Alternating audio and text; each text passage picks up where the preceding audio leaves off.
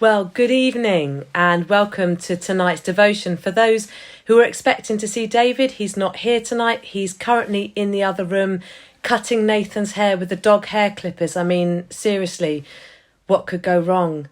But as you know, I have been unwell for a little while. I was showing some of the symptoms of coronavirus.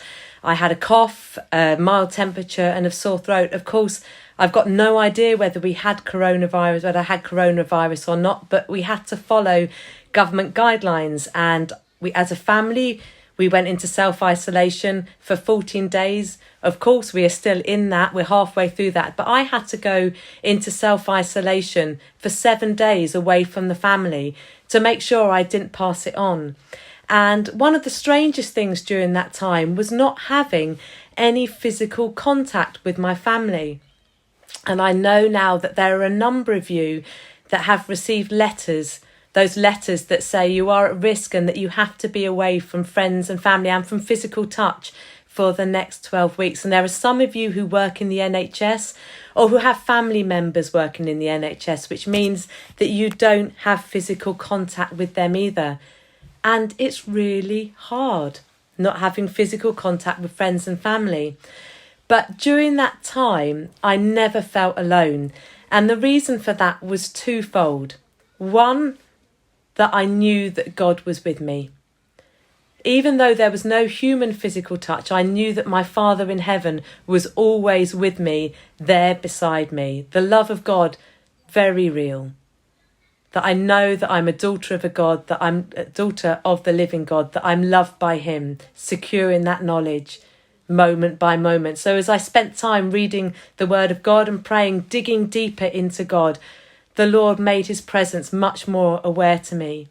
So if you are in self-isolation and you're one of those people that is away from physical touch from your family, just know that the Lord is always with you.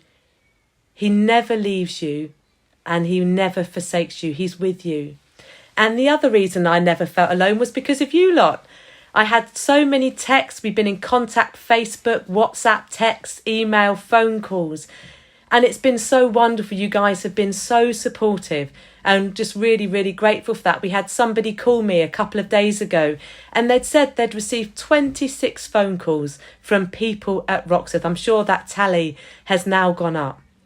Roxeth, you are really showing what it means to be the family of God. Although we aren't together physically and we're not in physical contact, you are showing the reality that we are a family of God together. So let's keep that up over the next coming days as those days turn into weeks and possibly months.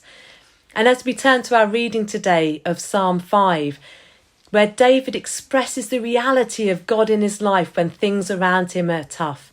So I'm going to read from Psalm 5. Just forgive me if I look down a little bit. I've got a paper copy here. So I'm going to read from Psalm 5. Give ear to my words, O Lord. Consider my sighing.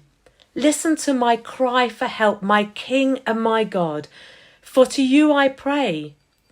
In the morning, O Lord, you hear my voice. In the morning I lay my requests before you and wait in expectation. You are not a God who takes pleasure in evil. With you, the wicked cannot dwell. The arrogant cannot stand in your presence. You hate all who do wrong. You destroy those who tell lies. Bloodthirsty and deceitful men the Lord abhors. But I, by your great mercy, will come into your house. In reverence, I will bow down towards your holy temple. Lead me, O Lord, in your righteousness. Because of my enemies, make straight your way before me. Not a word from their mouth can be trusted. Their heart is filled with destruction. Their throat is an open grave. With their tongue they speak deceit. Declare them guilty, O God. Let their intrigues be their downfall. Banish them for their many sins, for they've rebelled against you. But let all who take refuge in you be glad. Let them ever sing for joy. Spread your protection over them, that those who love your name may rejoice in you. For surely, O Lord, You bless the righteous. You surround them with favour as with a shield. So in Psalm 5, we are encouraged to cry out to God when things are feeling a bit hard and we're not having that physical touch I spoke about earlier, when we're not seeing our family or friends. David guides us to bring those things to the Lord, to spend time in his presence and receive a touch from him, from our living, loving God. Verse 3, in the morning, O Lord, you hear my voice. In the morning, I lay requests before you and wait in expectation. So the thing we can do when we're feeling things are getting tough, disconnected because of that lack of physical touch, is we press deeper into God, just spending time with him each day, letting him know our struggles. But as David said, waiting in expectation on him to hear his still small voice, because when we call to the Lord, he will answer. Verse 7, by your great mercy, I will come into your house. In reverence, I will bow down towards your holy temple. So during this time, let's enter into the Lord's house. And by that, I mean spending time in his presence, giving those things over to him, but also listening to him. When we call, he will answer. And verse 11, but let all who take refuge in you be glad. Let them ever sing for joy. Spread your protection over them, that those who love your name may rejoice in you. So let's take refuge in the Lord. Let's rejoice in him as he surrounds us as a shield. And then in John 5, our final reading, we come across a lame man who's been sitting by a pool, and it's clear that no one's been touching him, that he's isolated in that place. So let me read to you John 5. Sometime later, Jesus went up to Jerusalem for a feast of the Jews. Now there in Jerusalem, near the sheep gate, is a pool, which in Aramaic is called Bethesda, which is surrounded by 5 covered colonnades. Here a great number of disabled people used to lie, the blind, the lame, the paralysed, and one who was there had been an invalid for 38 years. And Jesus saw him lying there and learned that he had been in that condition for a long time. And he asked him, do you want to get well? Sir, the invalid said, I've got no one to help me into the pool when the water is stirred. While I'm trying to get in, someone else goes ahead of me. Then Jesus said to him, get up, pick up your mat and walk. And at once the man was cured. He picked up his mat and walked.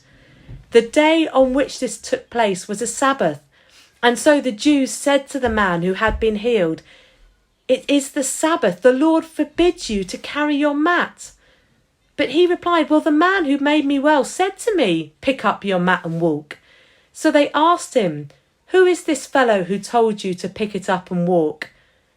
And the man said he had no idea who it was, for Jesus had slipped away into the crowd that was there.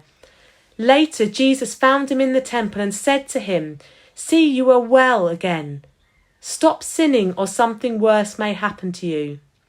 The man went away and told the Jews that it was Jesus who had made him well. So because Jesus was doing these things on the Sabbath, the Jews persecuted him even more. And Jesus said to them, my Father is always at work to this very day, and I too am working. For this reason, the Jews tried all the harder to kill him. Not only was he breaking the Sabbath, but he was even calling God his own Father, making himself equal to God. It was Jesus that spoke into the loneliness of that man by the pool. It was Jesus who noticed him. It was Jesus who spoke healing and life to that man. Jesus broke into a man who was invisible in society and reached down to him in a powerful way and healed him.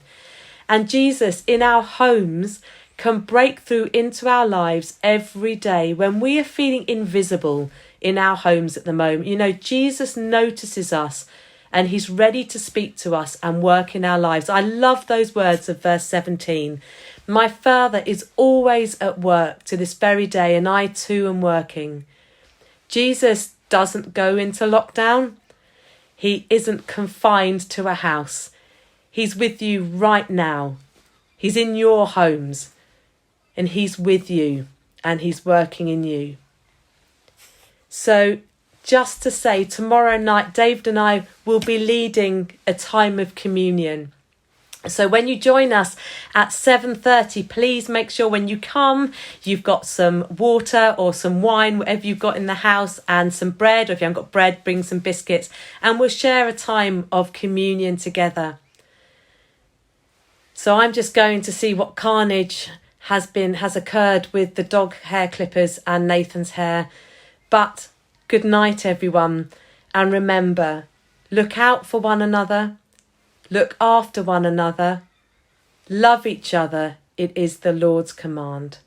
Bless you all, everyone. Good night.